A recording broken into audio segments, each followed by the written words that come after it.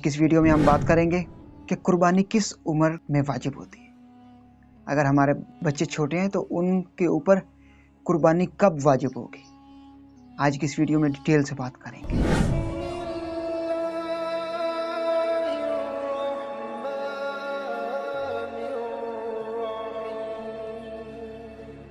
बिस्मिल्लाहिर्रहमानिर्रहीम। तमाम देखती आंखों, सुनते कानों और धड़कते दिलों को मुदस्सर इकबाल का प्यार भरा सलाम।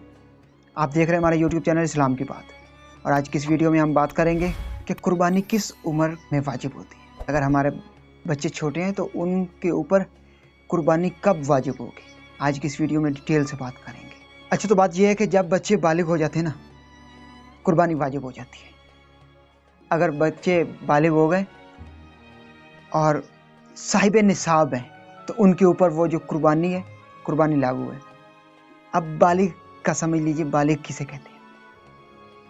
या अगर लड़का है तो उसको नाइट फॉल हो गया, मतलब एहतलाम जब होना शुरू हो गया तो वो बालिग हो गया।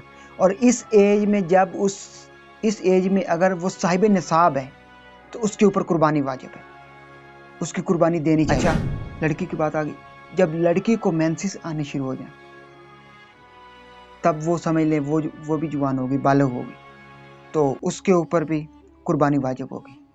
शरीयत के वो तमाम असूल, कानून और शराइत उसके ऊपर लागू हो गई, तो उनके ऊपर कुर्बानी भी वाजिब हो गई। साहिब निसाब हो तो कुर्बानी वाजिब हो जाएगी। और इस तरह से पता ना चले कि वो बालिग हो गए हैं या नहीं।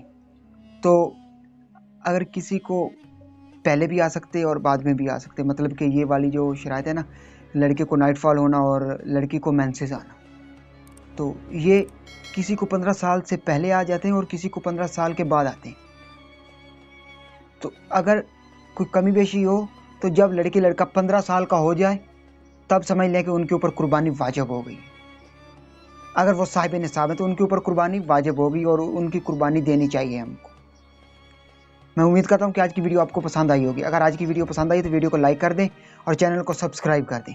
इस वीडियो को ज़्यादा से ज़्यादा अपने दोस्तों के साथ, फैमिली मेम्बर के साथ और मुसलमान बहन भाइयों के साथ ज़रूर शेयर कीजिएगा, ताकि सबको इल्म हो जाए, सबको नॉलेज हो जाए, सब के पास हमारा ये पैगाम चला जाए कि कुर्बानी किस उम्र के बच्चों के ऊपर लागू होती है, वाजिब होती है। अगर ये सांसों की डोरी सलामत रही तो बहुत ही जल्द तमाम दोस्तों के साथ दोबारा एक नई वीडियो में मुलाकात होगी। तब तक मुदस्सर इकबाल को दीजिए इजाज़त और अपना बहुत सारा ख्याल रखिए। अल्लाह निगहबान।